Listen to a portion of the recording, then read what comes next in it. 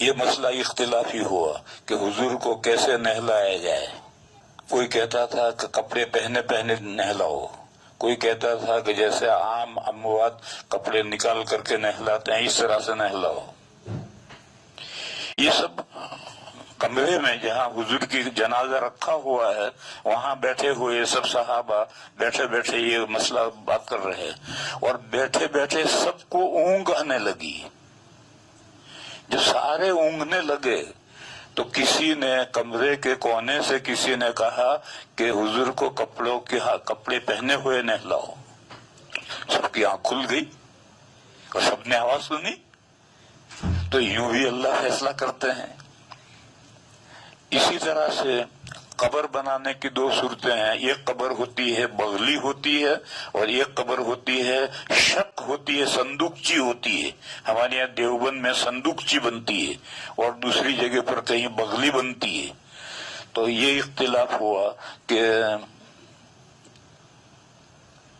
حضور کی قبر کیسی بنائی ہے۔ تو کسی نے ایک حدیث آئی سامنے، حضور نے فرمایا کہ اللحد لنا والشق لغیرنا، لحد ہمارے لیے ہے اور شق ہمارے علاوہ کے لیے ہے۔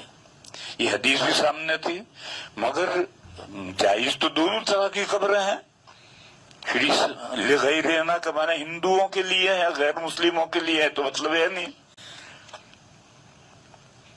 اور مدینہ میں دو صحابی تھے، ایک لحد بنانے کے ماہر تھے، ایک شق بنانے کے ماہر تھے۔ تو آخر میں فیصلہ یہ ہوا کہ دو آدمی بھیجو، ایک ان کو بلانے کے لیے ایک ان کو بلانے کے لیے، جو پہلے آ جائے وہ اپنا کام کرے۔ چنانچہ دو آدمی گئے تو جو شق بنانے تھے وہ گھر ملے ہی نہیں، اور جو لحد بنانے تھے وہ آئے اور انہوں نے حضور کی قبر میں لحد بنائی۔ اب معلوم ہوا کہ لحد لنا میں پیشین گوئی تھی کہ میری قبر میں لحد بنا ہے، اور وہ سمجھ میں پیشین گوئی نہیں آئی، تو اس طریقے پر اللہ نے فیصلہ کیا۔ بہرحال میں یہ مثالیں دے رہا ہوں اس کا کہ بعض پیشین گوئیاں ہوتی ہیں۔